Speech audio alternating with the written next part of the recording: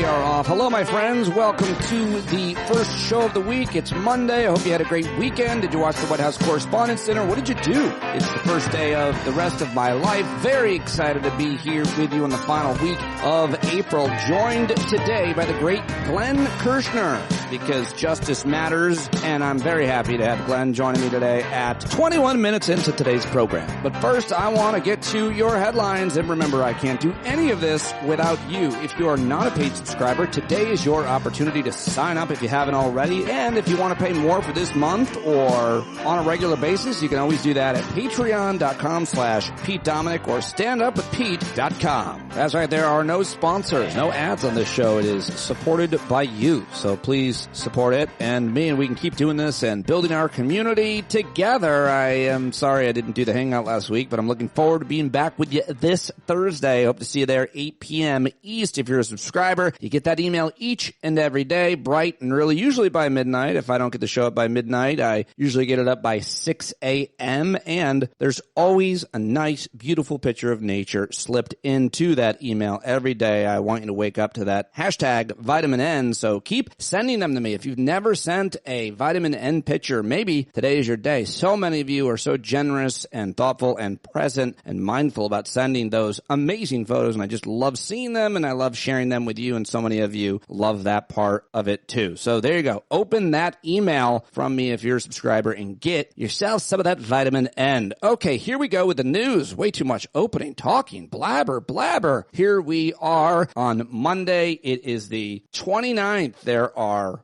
2 days left of April, and then we head into May, just in case you didn't know which month was next, apparently. All right, let's get to it. In the Israel-Hamas war, Hamas released a video of two hostages that appeared to have been made recently. The circumstances of how the video was filmed were unclear. Development agencies and Middle Eastern businesses have been meeting to plan Gaza's long-term economic future. Sounds like Confessions of an Economic Hitman. Disaster capitalism, if you will. Naomi Klein, John Perkins, name-dropping. Great books, great, fascinating people, both of them. The United States military is building a humanitarian pier in Gaza, which is fascinating in terms of its engineering and horrific in terms of its necessity. Now let's come back to home and let's see what the Biden administration is up to. Of course, the White House Correspondents' Dinner, I'll get to that. But the Biden administration delayed a decision on whether to ban menthol cigarettes. Tobacco companies and some black supporters of the president oppose a ban. That's a pretty fascinating story, cultural story about menthol cigarettes. And if you've got thoughts on that, we'll talk about it on Thursday night. President Biden also said in an interview last week that he would be, quote, happy to debate Trump, and criticized the Supreme Court as, quote, maybe the most conservative in modern history, and a lot more headlines came out of that Howard Stern interview. A lot was made of it on the Sunday shows that I heard about whether or not they would or should debate, but that was one of the big takeaways from the interview. Also, he talked about, of course, his son. And, well, I didn't hear it. Why am I recapping the Howard Stern interview with President Biden? I'm just surprised he did it. I do want to hear it, though. Back to the Middle East I go. The United States said it would not suspend aid to Israeli military units accused of human rights abuses in the West Bank so long as Israel holds them accountable. Now, Israel will, of course, likely do no such thing, thus perpetuating the problem, is my opinion of it. And back here at home, college camps protests continue. The semester's almost over. It'll be interesting to see what happens. But at Columbia University, where it seems to have been the hottest, they barred from its campus a student leader of the pro-Palestinian protests who said on video, quote, Zionists don't deserve to live. The student has since apologized, then went on to get a job at a local Subway as a sandwich artist. I kid the child. Good for him. For standing up what he believes in and then getting punished for it. That's what happens when you say shit like that, although it is an interesting statement to unpack is, well, anyway. My friend comedian Dave Siegel texted me this week and said that he wanted to come on the show and explain, quote, why I am a Zionist, why I feel that the word has been bastardized by, yes, anti-Semites, when I never thought that before. Said he wants to discuss that. Should I discuss that with Dave Siegel? I'll think about it. Not sure if that's something that you want to hear or not, but Dave's a good friend of mine and very pro-Israel guy, and so it might be interesting. Fights have broken out between pro-Israel and pro-Palestinian protesters at a Star-Spangled Banner while it played at UCLA. Here's a reporting on that. This morning, a group of demonstrators breached a barrier that a university established separating two groups of protesters on our campus, resulting in physical altercations, said the spokeswoman for UCLA in a statement. UCLA has a long history of being a place of peaceful protest, and we are heartbroken heartbroken about the violence that broke out. Various live streams and social media accounts captured some of the incidents. You can watch it, but including at one point altercations breaking out between the two groups, both armed with signs and flags. Signs and flags. Hey, we're going to go to a fight. We're going to go to a rumble. Bring your signs and flags. While the Star Spangled Banner could be heard playing in the background, so that's not a fun thing. And finally, Green Party presidential candidate Jill Stein and her deputy campaign manager were arrested this weekend after wrestling with police at Washington University State Protest Encampment, protesting the school's ties to Boeing, which activists accuse of supporting genocide for its doing business with Israel. So the students are mad that the college is doing business with Boeing, which does business with Israel. They might actually be making weapons, so I don't think it sounds absurd. I'm just trying to connect the dots there without knowing it. Jill Stein confirmed to multiple outlets that she was arrested at the encampment, and in an interview afterwards accused 2024 opponents President Joe Biden, former President Donald Trump, and independent candidate Robert F. Kennedy of being pro-war, pro-genocide candidates. So there you go. Jill Stein, if you want to toss your vote away for her on principle, have at it. Just another vote against potentially Joe Biden, and losing our democracy is still the way I see it. By the way, a disgraced former president and the disgraced current governor of Florida reportedly met in Florida to, quote, bury the hatchet. Ron DeSantis and Trump are hanging out, so that's shocking and surprising. Moving on to more news. The Federal Reserve's preferred measure of inflation remained stubbornly elevated last month. That could prompt Fed officials to keep interest rates high for longer, which really sucks and hopefully isn't going to be the case. Let's head across the pond where the king, that's right, they still have a king in the UK, King Charles III, apparently he's going to return to public duties next week. I thought he was dying. According to the grocery store aisle, he was dead and turned into an alien. Nope, he's going to return to duties next week, an encouraging sign of recovery about 3 months after he disclosed that he had cancer. And how about this one? The Louisiana Supreme Court cleared the way for a new city to be created out of part of Baton Rouge, carving out a largely white and more affluent section of the city, which makes sense because this is America. America with 3 Ks in that case. I think I want to interview somebody about that situation in Louisiana where they're carving out part of Baton Rouge to make it whiter and richer. Is that what I'm hearing? And speaking of Boeing, a Delta Airlines 767, Boeing 767 plane lost its emergency slide soon after takeout, prompting it to return to New York. It was not immediately clear what caused the slide to detach from the plane, but my guess is that it was a bunch of meddling kids, and we're going to get to the bottom of it. It's a Scooby-Doo reference. The governor of South Carolina is shocking us by defending her controversial killing of her puppy by claiming she followed the law and acted as a responsible dog owner. This is from her upcoming new book. She wants to be the vice president or someday president, Kristi Noem.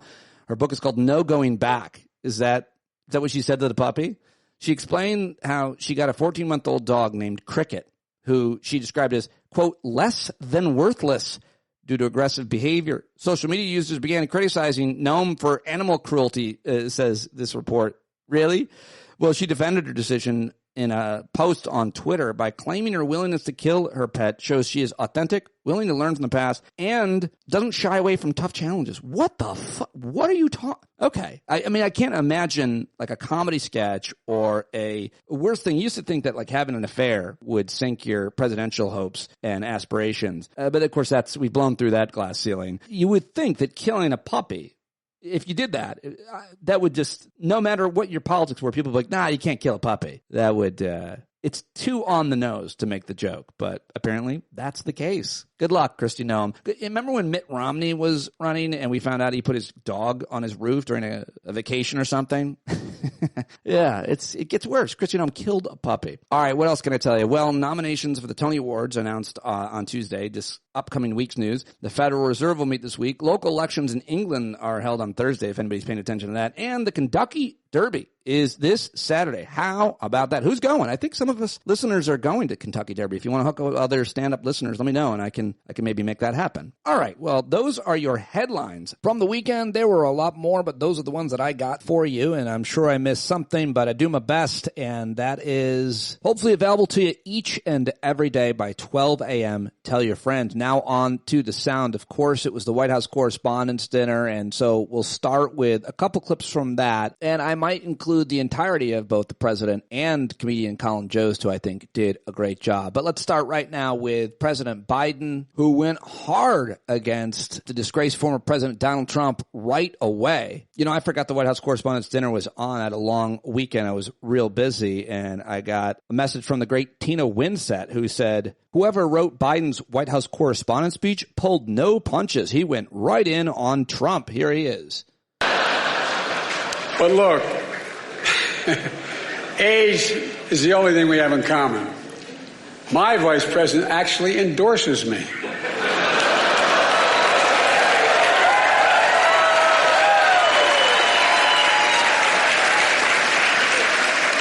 I had a great stretch since the State of the Union.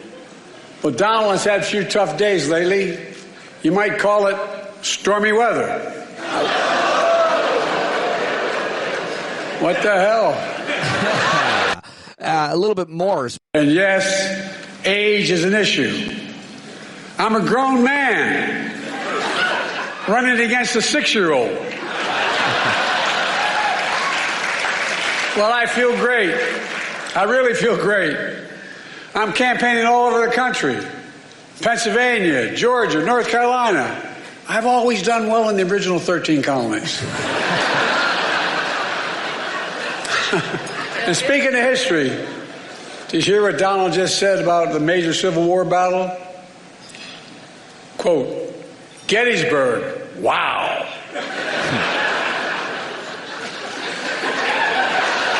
Trump's speech was so embarrassing, the statue of Robert E. Lee surrendered again. I really like that one. That's a real good joke. And now let me give you one more. You probably heard it, right? But this is good. Look, being here is a reminder that folks think what's going on in Congress is political theater.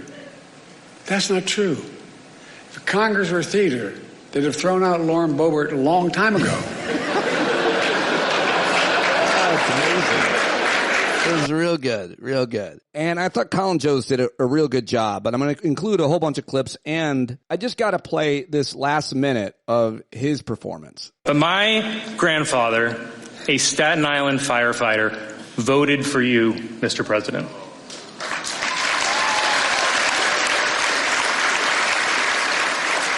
He voted for you in the last election that he ever voted in. I mean, I'm sure someone else will vote twice in this election using his name, but that's just how the Democratic machine works.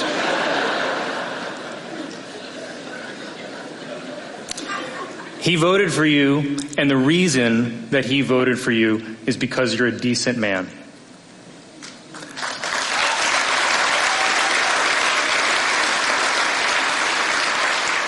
My grandpa voted for decency, and decency is why we're all here tonight. Decency is how we're able to be here tonight.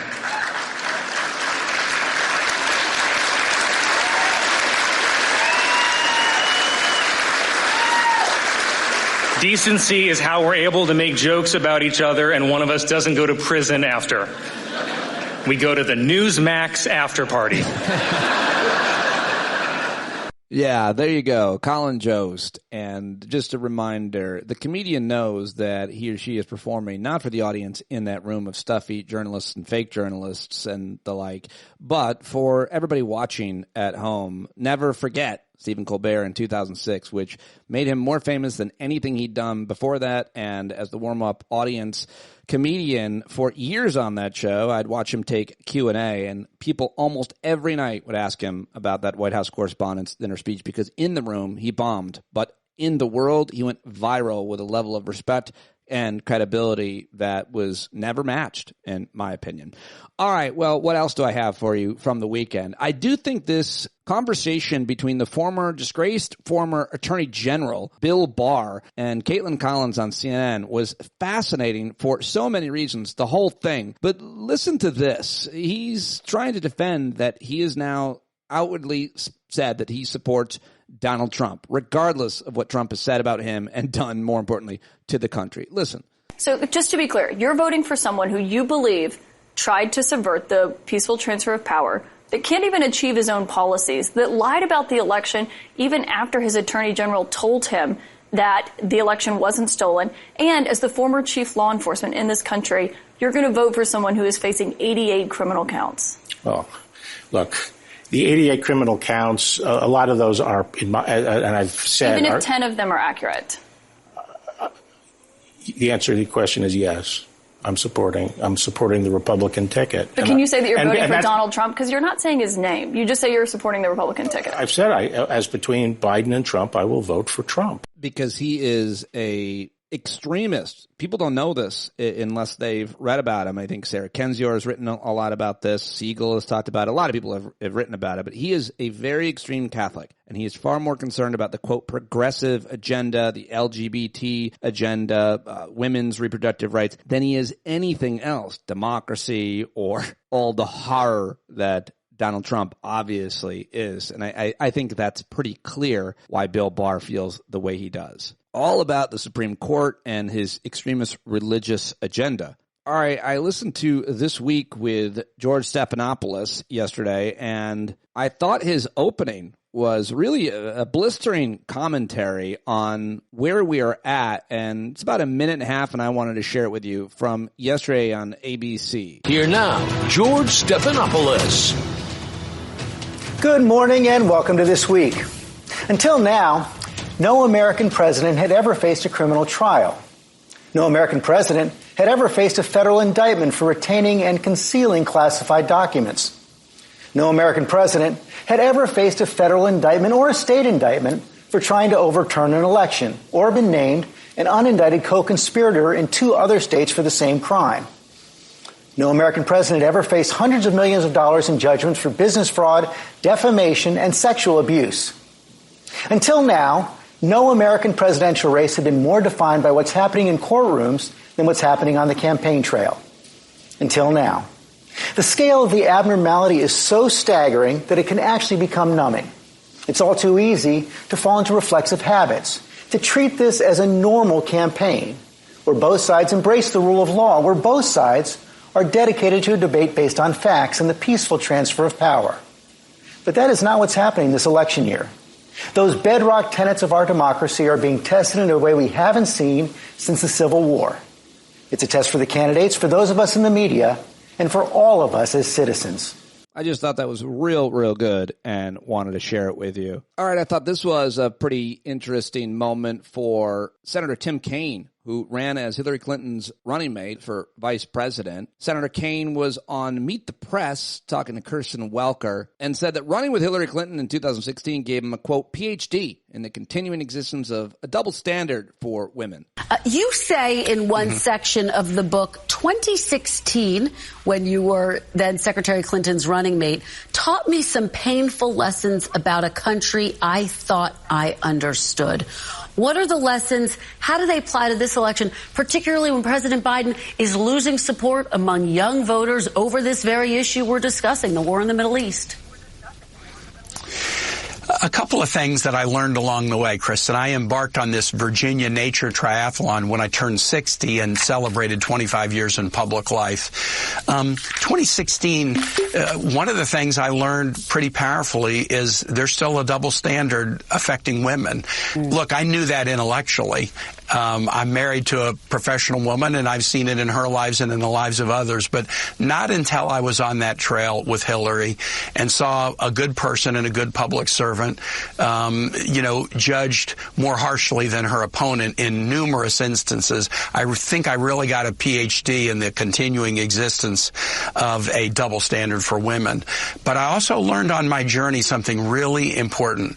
We are polarized in this country in politics. Joe Biden or Donald Trump or Israel or Gaza. There's a lot we disagree on, but we need to remember, without sugarcoating that, there's also a lot of areas where we agree. In nature, you find unity. You find Democrats, Republicans, and independents who all have their favorite place to go to watch a sunset or stream to fish in. And as Americans, we can't sugarcoat the issues that divide us, but we also need to remember there's a lot of things that we have in common, and I found that on my Virginia Nature Triathlon. All right. I guess he wrote a book about his Virginia Nature Triathlon I'm not sure that we really needed to hear all of that. Sounds like he's running Tim Kaine again for something. Maybe I'll try to get him on the show. All right. Well, that's all I've got for you, except for one final clip. Always like to end the news segment on a laugh. Let's head back to the White House Correspondents' Dinner and listen to President Biden. Now, to all my friends in the press and Fox News, some of you complain that I don't take enough of your questions. No comment. Of course, the New York Times issued a statement blasting me for, quote, active and effectively avoiding independent journalists. Hey, if that's what it takes to get the New York Times to say I'm active and effective, I'm for it. It's okay.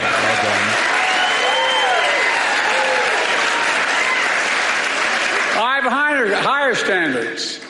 I do interviews with strong, independent journalists who millions of people actually listen to, like Howard Stern.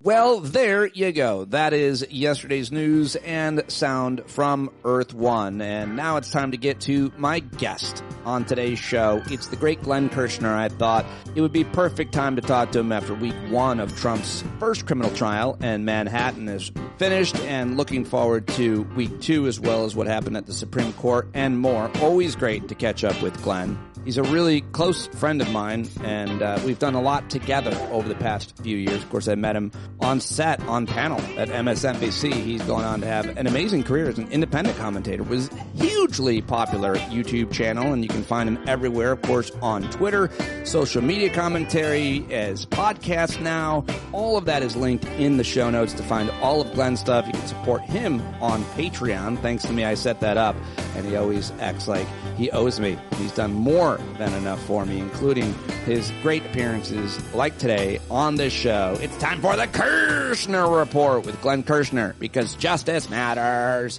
Oh, there he is. It's been way too long, but you can find him just about everywhere, but always happy to have him right here. Sir, welcome back. Thank you very much for joining me, my friend. Good to see you. Great to be with you, Pete. I'm sorry I missed a Justice Matters event. I think it's my first one, but I hope it went very well and everybody had a good time and learned something and was inspired by everything, I hope. We had a small Team Justice happy hour in Philadelphia to correspond with the Stephanie Miller show. I will often pop up on stage with her. She tours the country. So every time I go somewhere, I also throw a little mini Team Justice event. So, yeah, it was a great time. Awesome. And you've been doing this for a few years now, analyzing all of these Trump trials, particularly much less the Supreme Court hearings. I wonder if anything has surprised you in terms of the way the Trump cases have gone, the delays, the scheduling, the schemes and the gimmicks. We all knew Trump and his lawyers would do everything they could, filing frivolous claim after another to delay it. I suppose, if anything, we're somewhat surprised by the Supreme Court's handling of immunity and the scheduling. But what has surprised you? Anything? Yeah, lots has surprised me. So I think first and foremost, it's the unequal application of our nation's laws. Donald Trump seems to get away with everything. For whatever reason, the rule of law cannot be prodded into wakefulness to rise up and be applied to him the way it's applied to everyone else. And the thing is, Pete, this wouldn't happen without, I don't want to use the word complicity of the system, the complicity of the judges or the prosecutors, because complicity conjures up a corrupt collusion, almost like a conspiracy. But I'm reminded, as you asked me that question, of the famous, I think, Eleanor Roosevelt quote, "Nobody can make you feel inferior without your consent." Donald Trump could not take advantage of the system. He could not get this lenient treatment without the consent of the system. That is what will forever surprise me. I hope when it's all said and done, we do an after-action report or an autopsy on how our institutions of government have failed to address the danger that Donald Trump poses to all of our society and to our democracy. And yet he's on pretrial release in 4 felony cases. No judge has held him accountable the way they would hold any other defendant accountable. I feel like we've heard a lot about a lot of these judges. America knows these judges' names. Aileen Cannon, Judge Chutkan, I don't know her first name. You know her personally. You argued across from her. Tanya, is it?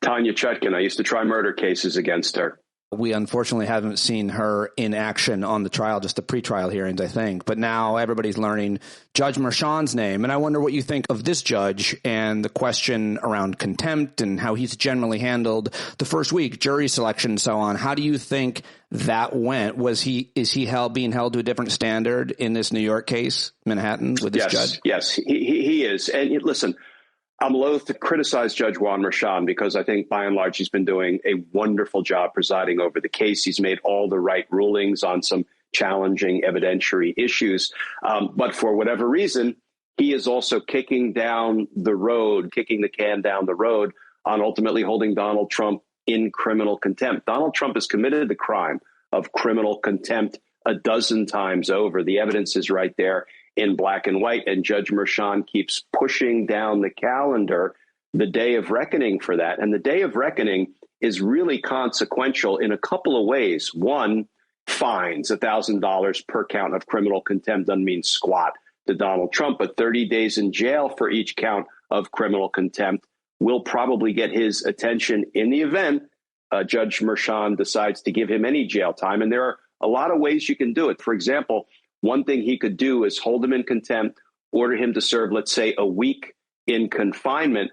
But each day of confinement could look like the following. When he arrives in the morning, he sits in the jail cell that is directly behind the courtroom. There's a jail cell behind every courtroom. That's where we keep the defendants who are on trial, but they are in pretrial detention. They bring them out during the court day and they put them back on the lunch break and breaks in the action in court. And that constitutes serving a day in jail. He could do that, let him go home at the end of the night. I'm not saying he's going to do these things, but that's the second way this could come home to roost. And then the third way, Pete, is the minute Judge Merchan holds him in criminal contempt, that represents a conviction under the laws of the state of New York. He will then be in violation of his pretrial release in all 4 of his criminal cases, subject to being revoked on release and detained pending trial. This will be the umpteenth reason he could be detained pending trial. I feel like things may come home to roost. Maybe the judges will be a little bit more forward-leaning in applying the law to Donald Trump the way they apply it to every other defendant that appears before them. I'm not 100% convinced it's going to happen. What do you make of the arguments in week 1 in the Manhattan Stormy Daniels hush body case? That's what I call it. And did we learn anything? Did we learn anything evidentiary? In the media, we've all been breathless on both reporting and taking in all of the reporting and the details that we found out about Michael Cohen and the players and the scenario, the scheme, all of it. But do we learn, and are we going to learn more? I feel like we've been told that we'll learn more, but I feel like we also know everything. What did we learn, if anything? So I thought the opening statements from the prosecutors it was a strong opening statement. The opening statement from the defense attorney, Todd Blanche, was less strong, less focused. It was a bit of a mess. I think what we've learned is something that we probably already know, but it's been confirmed, that this criminal scheme that involved Donald Trump, David Pecker, and Michael Cohen to catch and kill stories, to bury deeply damaging information about Donald Trump's suitability or unsuitability to be president of the United States. It was 100% for Donald Trump to gain unfair advantage in an election. The reason that's so important is because that's what makes these otherwise misdemeanor charges of falsifying business records to cover up what they were really doing. It makes them felonies. Now, Donald Trump, I think, or his flunkies and his lackeys and his lapdogs had floated the idea is he was just trying to shield Melania from this information about him. That's been laid to rest, and it was important that be laid to rest, legally speaking, and as an evidentiary matter, because that's the leap, that's the springboard into felony territory. But other than that, I don't think we learned all that much concretely that we didn't know or strongly suspect before. But to answer your other question, what are we about to learn? We're about to hear from witnesses like Hope Hicks. And here's the thing. We have no idea what Hope Hicks knows, because her testimony, unlike the Michael Cohens of the world who talk early and often about what their anticipated testimony, we know what Michael Cohen's going to say. Right. And I don't blame Michael Cohen for being aggrieved. Think about this, Pete. He was in a conspiracy with David Pecker and Donald Trump. David Pecker gets a non-prosecution agreement, which is essentially immunity. Come in and tell us about Trump's crimes, and we will not prosecute you. That's a sweetheart deal. Donald Trump had never been prosecuted for years for being part of the same conspiracy, and yet Michael Cohen gets prosecuted, convicted, and imprisoned for committing a crime as the smaller fish in the conspiracy. And it was a crime he committed at the direction of and for the benefit of Donald Trump, the bigger fish. I would be pretty damn aggrieved, too, under those circumstances. But going back to Hope Hicks, she had real proximity to Donald Trump. And I have a feeling we're going to hear statements that Donald Trump made either to Hope Hicks or in her presence that we've never heard before. And think about this. Either Donald Trump confided in Hope Hicks in a way perhaps he didn't with others because they've had a long-term relationship, or when she was invisible, because I think women to Donald Trump are largely invisible unless they're there to suit his needs at any given moment in any way he wants his needs fulfilled. So he may have said stuff around her that he didn't even know she could repeat, and those statements could be used against him. So I think Hope Hicks is potentially going to be a really high value witness. Is there any reporting or speculation on what she might or might not say? Does she still have loyalty to the Don? Loyalty to the Don. I think she needs to have loyalty to the oath she takes when she's sworn in as a witness. Fair enough. Wouldn't that be nice? And if she doesn't, they can bang her out for a perjury charge. How about that? I don't like your phrasing, but fair enough. Anything else that any other witnesses that you're looking forward to hearing? Did David Pecker help or hurt Trump this past week? He was the defense witness, right? The defense witness goes first? No, he was a prosecution witness. Forgive me. Prosecution goes first, right? Of course they do. Yeah, here's the most interesting thing I think we learned about David Pecker's testimony. First of all, it was sharply incriminating of Donald Trump because he said this was to gain advantage in a political campaign. This had nothing to do with Donald Trump's family or their feelings. Donald Trump cares about the feelings of his family. Yeah. But the other thing that was really interesting is even as David Pecker was testifying and providing incriminating information about Donald Trump to that New York jury, Donald Trump wouldn't criticize David Pecker. He's still my man. He's still my man. What does that tell you, Pete? It tells you that David Pecker knows where some more Donald Trump bodies are buried.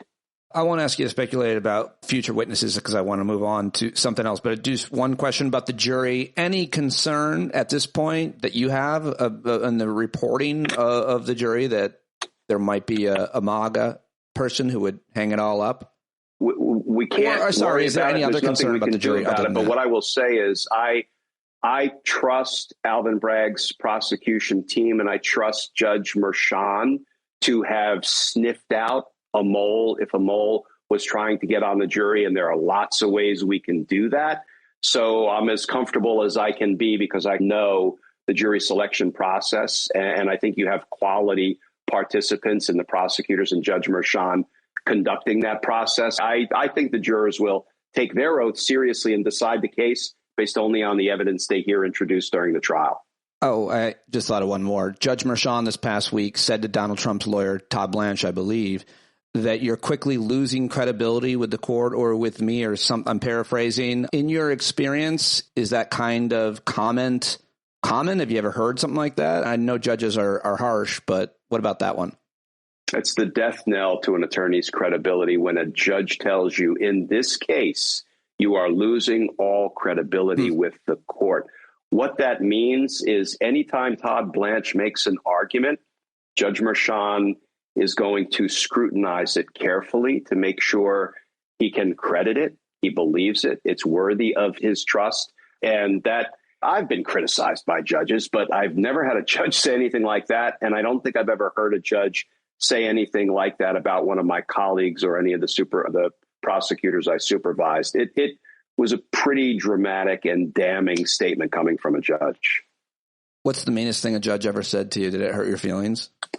Oh, I can remember it. And this was probably 25 years ago.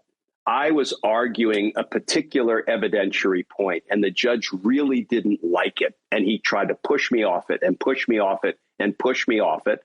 But I was sticking to my guns. And I'm like, if he doesn't like it, he will rule against me. And he said, and I quote, Mr. Kirschner, if you continue to make that argument, you continue to pursue that point, I question your judgment or your candor, which was like an arrow through my heart. And then, Pete, he turned around and ruled in my favor on that very point. For whatever reason, he wanted to bully me off the point. It didn't work. Wow. And he ruled in my favor, which exposed him as the bully he was trying to be. So as far as I'm concerned, I ended up being comfortable with that particular exchange, even though in the moment when he said that, it really was like an arrow through my heart. Unfortunately for you, we actually have audio of that. And I'm surprised to hear the judge has such a weird John Grisham trial Southern accent. But here it is. Mr. Kirschner, if you continue to pursue this method, I would question your candor, sir. That's great. That was good. Was that the actual audio? Okay, let's get to the Supreme Court because this is fun. Last week, we finally heard arguments on Trump immunity. Can the president order an assassination on his political opponent? You've talked about this a lot. Obviously, everybody should go watch all of what Glenn is saying, his analysis on his YouTube page. What are a couple of your thoughts about, first of all, I suppose is most important, just to remind people and set the perspective of the fact that this argument was even heard after unanimous decision at a lower court, number one, and number two, that when it was heard, the very, last day that the Supreme Court was in action until the decisions come out in June. I feel like we always need to start there with the bookends. Yeah, Pete, this was a handful of Supreme Court justices normalizing autocracy and even political violence. And I didn't think I would ever see the day. When you have a defense attorney for a former president stand up and say, if the president orders his political opponent assassinated, that is a presidential act, official presidential act. If a president sells nuclear secrets to our adversary, that is an official presidential act. And these are things for which a president can't be prosecuted. If a president orders the military to stage a coup because he doesn't want to leave power after losing an election, that is an official presidential act. And I'm thinking to myself as I'm listening to this, Pete, yeah, but that's just a boneheaded lawyer that's a mouthpiece for Donald Trump. Who in the world is going to buy into it? We now know. Justice Samuel Alito, or as I call him, Sammy the Bull Alito, bought into it. And he said, and this blows my mind, Pete, I read the exact language on, I think, yesterday's Justice Matters video. He said, I'll try to remember it as best I can. He said, the peaceful transfer of power from one president to another when one president loses the election is critically important to the functioning of our democracy. And now, all of a sudden, I'm finding myself agreeing with Justice Alito. Hooray, right? You actually have some grounding and some concern for our democracy. Here's what he followed it up with.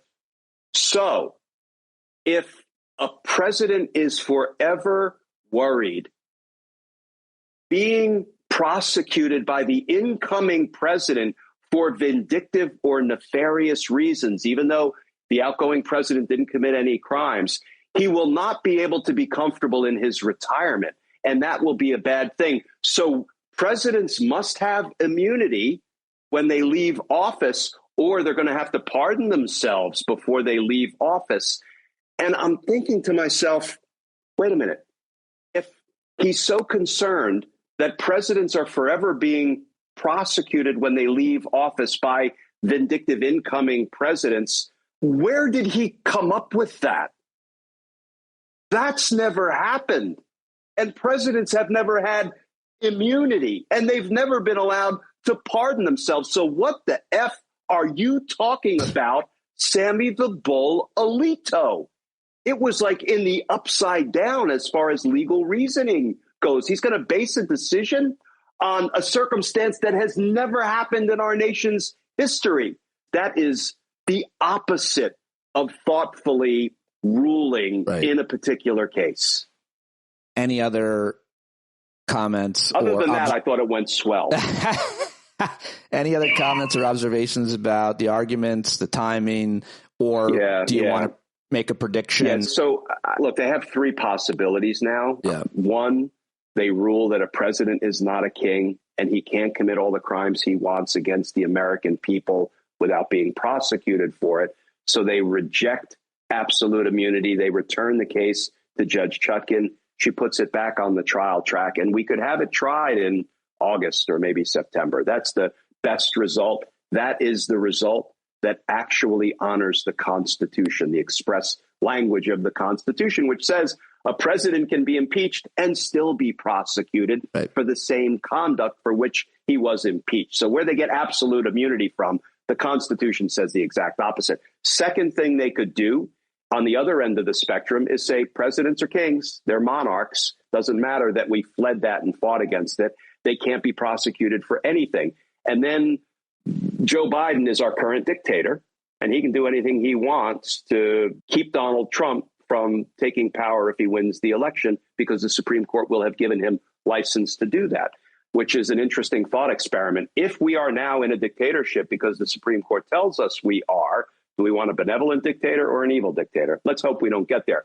The third thing they do, and I fear that they're going to do this, is say, you know what?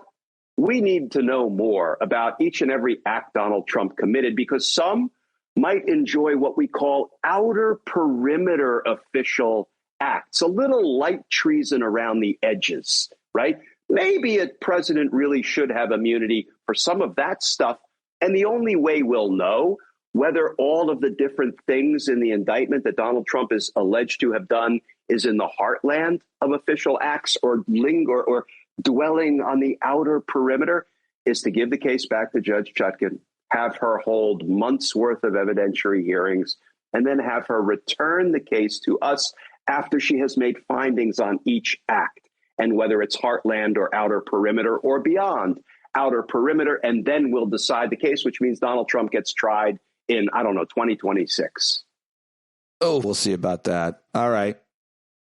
Awesome. Really appreciate the rundown, my friend. Anything else you want to mention? Anything else that you're following? Another January 6er was, I'm sure you saw this, sentenced to 6 years. The guy who filmed Ashley Babbitt being killed. Do you know anything about that or any of the other J6? I haven't kept up with that case. Pete, I will forever take the position that there's a deep injustice at play every minute of every day in America when all of these J6 defendants who are following Donald Trump's command are ending up in prison, not all of them. Now, they should end up in prison for the crimes they committed, and following Donald Trump's command to fight like hell and stop the steal, stop the certification is not a defense. But the injustice is that Donald Trump and the entire command structure of the insurrection hasn't been held accountable for 1 minute while all the soldiers go to prison. That is a deep injustice. Right. And justice matters. There you go. I've heard that. I've heard that. I love that you have your supporters and fans often outside these trials holding up signs. Are you surprised that there haven't been more Trump supporters, violence, etc.? He's whining. He's begging people to come protest. Why do they care about Gaza? Why are they doing that? Why aren't they coming for me? Are you surprised by that? I am not. Nobody wants to go to jail for that asshole anymore. I am not at all. His profile is waning. He's going to be in our rearview mirror, hopefully sometime soon. I happen to believe he hasn't attracted one new voter to his cause. If Joe Biden won by 7 million votes last go round, he'll win by 10 or 12 or 14 million this go round. Let's not be complacent, but I firmly believe Donald Trump has lost support in recent years. Yeah, I fully agree. We'll see. Thank you very much, my friend. Much appreciated. Awesome as always. Thanks, Pete. Yeah, there he goes, Glenn Kirschner. Go follow him and subscribe to his YouTube channel, subscribe to his Patreon, support him there, and, of course, read him on Twitter and his podcast. What else can I say? Always appreciate when he stops by. I hope that you do as well. All kinds of different legal perspectives. He's one of the most respected out there, and so real glad that I get him on here for you. Remember to support me by writing a rating and review on iTunes or Spotify, and, of course, patreon.com/Pete Dominic. Stand Up with Pete. We're always chatting in the Discord. Folks are always chatting in there. You're never alone if you're a stand-up member, so check it out, and I will see you there, and talk to you tomorrow, where I'm scheduled to be speaking with a first-timer on the show. Austin Brayek will join me to talk about his new book, Money, Power, and the Corruption of America's Food Industry. Very important book, getting a lot of attention. He's an agricultural policy fellow at Yale University, which, of course, was what I did in undergrad. I kid. Anyway, you're a bumblebee, so you get the preview of what's up tomorrow. I'm looking forward to that conversation. Hopefully it goes off, and you'll have it right here by midnight tomorrow night, the last day of April. Love you, bumblebees. Love all of you. Thank you so much for your support. I'll talk to you tomorrow. John Carroll, take us out today.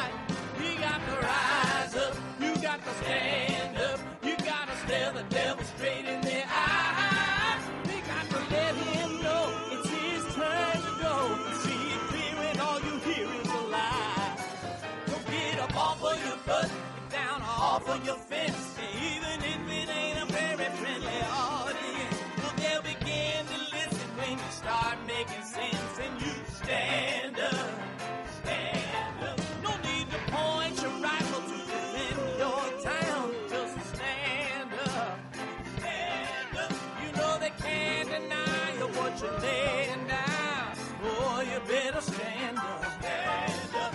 Show your face of every color, yellow, black, red, and brown.